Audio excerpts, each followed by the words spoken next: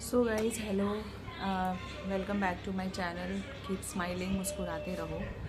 वैसे तो मेरे चैनल का नाम कीप स्माइलिंग मुस्कुराते रहो है, बट आज की जो न्यूज़ थी जिसमें एक कपल गया था इंदौर का शिलोंग में हनीमून मनाने के लिए, और वहाँ पर जो उनके साथ ट्रेजिडी 15 डेज से चल रही थी, उसको सुनने के बाद तो आई डोंट थिंक सो कि किसी को भी ये चीज़ मैं बोल भी सकती हूँ दैट कीप स्माइलिंग मुस्कुराते रहो। गाइस, होप नमस्कार, होप आप सब लोग अच्छे होंगे, स्वस्थ होंगे, मस्त होंगे और अपने अपने कामों में बिज़ी भी हो। So welcome back guys, actually कुछ काम आ गया था। तो गाइस, आज जो न्यूज़ में देखी मॉर्निंग में, एक्चुअली मैं बस ऐसे ही चाय लेके बैठी थी और साथ में मैं न्यूज़ देखना प्रेफर करती हूँ। एक्चुअली डेली का मेरा एक रूटीन है कि मैं मॉर्निंग में उठते ही चाय लेके सबसे पहले न्यूज़ चैनल ऑन करती हूँ। सब कुछ नॉर्मल था, सब कुछ ठीक था, क्यूरोसिटी भी थी 2-3 दिन से कि मुझे एक्चुअली न्यूज़ बहुत पसंद है। मुझे ना अपडेट रहना जनरली बहुत अच्छा लगता है, बचपन से मेरी आदत रही है। बट आज जो न्यूज़ जब मैंने इंदौर के कपल की सुनी और जिसमें पहली ब्रेकिंग न्यूज़ आई कि जो वाइफ है वो यूपी के गाज़ीपुर से मिली है, तो लगा कि शायद बेचारी उसको अबडक्ट करके वहाँ ले गए, वहाँ पर उसको मिली है वहाँ पर वो। बट उसी के थोड़ी देर बाद मेघालय पुलिस ने अपडेट किया कि 3 सस्पेक्ट मिले थे जिसमें एक लेडी इन्वॉल्व है और उन्होंने सरेंडर कर दिया है और 3 सस्पेक्ट्स को पकड़ा गया। गाइज, उसमें जब सोनम का नाम आया, सीरियसली बहुत बुरा लगा कि हाँ कोई और लेडी होगी। मैं पहले यही सोची कि कोई और लेडी होगी, लेकिन उसमें जब सस्पेक्ट का नाम आया कि no she is the killer, बहुत बहुत ज़्यादा फील हुआ, बुरा लगा।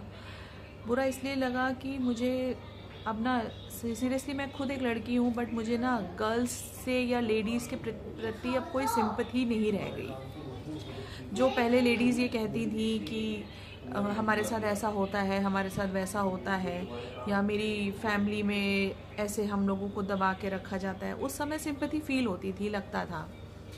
बट अब जिस हिसाब से कंडीशंस चल रही हैं, जिस हिसाब से चीज़ें हैं, मेरा ना विश्वास उठ गया है अब लेडीज़ के प्रति। जो मेरी सिंपैथी होती थी एक टाइम पर, मैं खुद भी एक लेडी हूँ यार, मुझे पता है कि जब एक लड़की शादी होके जाती है उसके ऊपर कितनी प्रॉब्लम्स आती हैं, कितना उसको सफ़र करना पड़ता है, कितने एडजस्टमेंट्स करने पड़ते हैं, कितनी प्रॉब्लम्स अपने आप में अंदर रखनी पड़ती हैं, अपने आप किसी को डिस्क्लोज़ नहीं कर सकते, बोल नहीं सकते।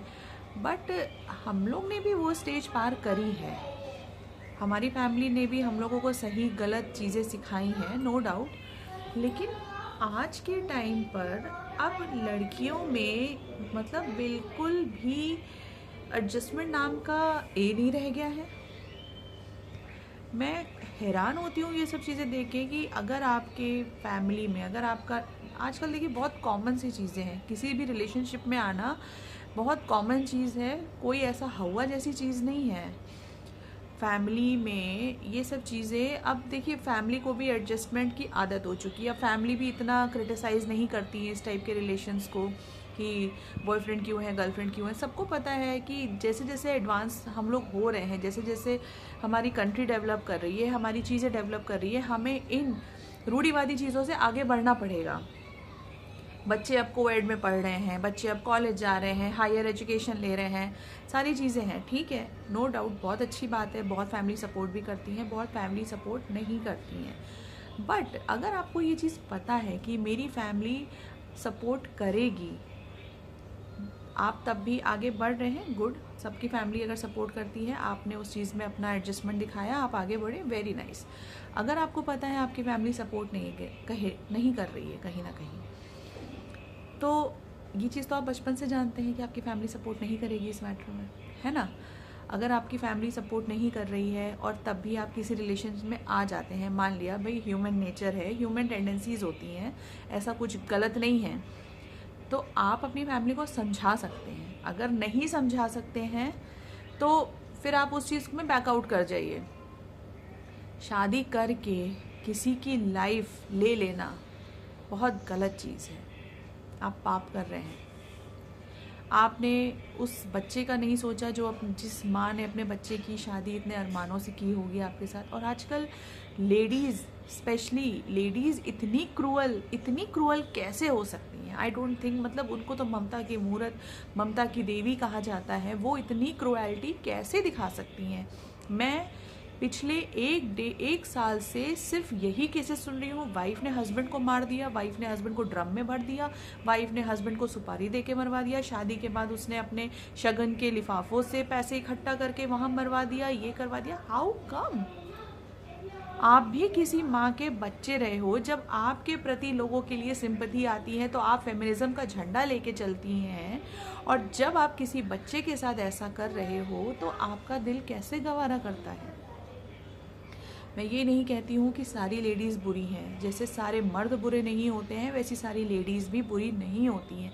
लेकिन जब हम एक मर्द की इतनी घिनौनी हरकतें सुनते हैं और डरते हैं कि सब ऐसे हो सकते हैं, तो लेडीज़ के साथ भी यही है। आप जैसी लेडीज़ की वजह से कुछ लेडीज़ जो इतना घिनौना कृत्य करती हैं ना, उसकी वजह से वो लेडीज़ भी बदनाम होती हैं जो अपनी फैमिली को हर संभव सपोर्ट देने का प्रयास करती हैं, उनके लिए दिन रात करती हैं, मरती हैं, अपनी सर्वस्व देती हैं, और उसके बाद भी उनको वो रिस्पेक्ट नहीं मिलती जो वो डिज़र्व करती हैं। गाइज, मैं यहाँ कोई लेक्चर नहीं देने आई हूँ, बट मेरा ये मानना है कि किसी की ज़िंदगी लेने का हक तो भगवान ने किसी को भी नहीं दिया है। जो बच्चा शादी करके इतना खुश है, जिसने अपनी लाइफ का एक इम्पॉर्टेंट पार्ट आपको दे दिया, आपको अपना सर्वस्व मान लिया, आप उसके साथ इतना बड़ा धोखा कैसे कर सकती हैं? जो इंडियन लेडीज़ होती हैं ना, औरतें जो होती हैं, वो अपने पति की लंबी उम्र के लिए भूखी प्यासी रह के व्रत करती हैं कि इनसे पहले अगर मुझे कुछ हो जाए तो भगवान मैं शुक्र मनाऊं। और वो लेडी 10-12 दिन की शादी में इतना घिनौना कार्य करे, मैं तो सीरियसली लानत भेजती हूँ। छी, ऐसी औरतें छी। और कैसी परवरिश है उन माँ बाप की जो अपनी बेटी के संस्कारों में ये नहीं समझ पाते हैं कि मेरी बेटी सही है या गलत। मैं यहाँ पे बेटियों की भी चलिए बात नहीं करती हूँ। जो बच्चे इस तरह के होते हैं, चाहे वो लड़का हो चाहे लड़की, माँ बाप को अपने बच्चे का सब पता होता है कि मेरा बच्चा कितने पानी में। और अगर वो मुखौटा ओढ़ के आपके सामने भी अगर रह रहा होगा तो भाई आपकी बॉन्डिंग अपने बच्चे से उतनी स्ट्रांग नहीं होगी फिर, कि आपको ये ना पता हो कि मेरा बच्चा कैसा है। इतना घिनौना कार्य आज ये मुस्कान वाले केस के बाद आज मैंने सुना। उससे पहले भी 2-3 केस बीच में आए थे। अतुल सुभाष का केस, निकिता वाला केस, जो आगरा की थी लड़की निकिता, जिसका एक बॉयफ्रेंड था, उसके ऑलरेडी 2-3 अफेयर्स और भी थे, may be extra marital affairs भी थे, उसके रिलेशनशिप्स भी थे। कैसे आप लोग, मतलब ठीक है अगर आपको नहीं रहना है आप सिंपली डिवोर्स लेके अलग हो जाओ, लेकिन आजकल डिवोर्स लेना भी तो ईजी नहीं है ना। डिवोर्स में आपको चाहिए पैसा, आप गलत भी हो लेकिन आपको चाहिए पैसा। आप अपनी फैमिली के आगे तो बुरा नहीं बनना चाहती हैं कि नहीं हम लोग तो बहुत अच्छे हैं, हमारी तरफ से तो कोई प्रॉब्लम नहीं है, ससुराल वाले बहुत खराब थे। आप अगर किसी के साथ लाइफ स्पेंड करना चाहती हैं तो अगर आपके अंदर हिम्मत नहीं है अपनी फैमिली के आगे डिस्क्लोज करने की, तो आपके अंदर ये भी हिम्मत नहीं होनी चाहिए कि आप किसी के बेटे की जान ले सकें। आज मुझे इतना बुरा लग रहा है गाइज, उस बच्चे के लिए, उस लड़के के लिए, उस माँ के लिए। मेरी भी संतान है, मैं कभी अब मतलब सोच भी नहीं सकती ऐसी कोई चीज़। और सबसे बड़ी चीज़ मैं यही सोचती हूँ कि जो जैसा करता है ना उसको भुगतना पड़ता है। आप अगर ये सोचो हमने तो मार दिया, हमारा कौन सा पता चल जाएगा, आपने अपने साथ साथ अपनी फैमिलीज़ की भी लाइफ ख़राब कर दी है। आपने अपने माँ बाप को मुँह दिखाने लायक नहीं छोड़ा है कहीं। एंड हैट्स ऑफ, आपने अपनी लाइफ तो बर्बाद करी ही करी, आपने 2 घर भी बर्बाद कर दिए। ऐसी लड़कियों से मेरा एक ही मैसेज है कि प्लीज़ अगर आप रिश्ता नहीं निभा सकती हैं तो किसी बंधन में मत बंधिए। अपने आप को पहले ही अलग कर लीजिए। जितना हिम्मत आप अपने रिलेशनशिप्स में दिखा सकती हैं कि मैं मार के फेंक दूंगी, उतनी हिम्मत आप अपने पेरेंट्स के सामने दिखा लिया करिए कि मुझे शादी नहीं करनी है, मैं ऐसे नहीं रह सकती हूँ। अपने आप को कर लो जो करना है, मर जाओ, लेकिन किसी दूसरे की लाइफ मत लो। कमेंट में ज़रूर बताइएगा गाइस कि आप मेरी सोच से सहमत हैं या नहीं।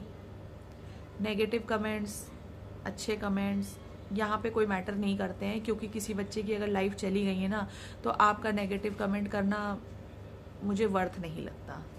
तो please guys, no words to say, लेकिन ऐसे केसेस सुनने के बाद मेरा दिल तो बहुत दुखता है। चलिए इस वीडियो को यही एंड करते हैं।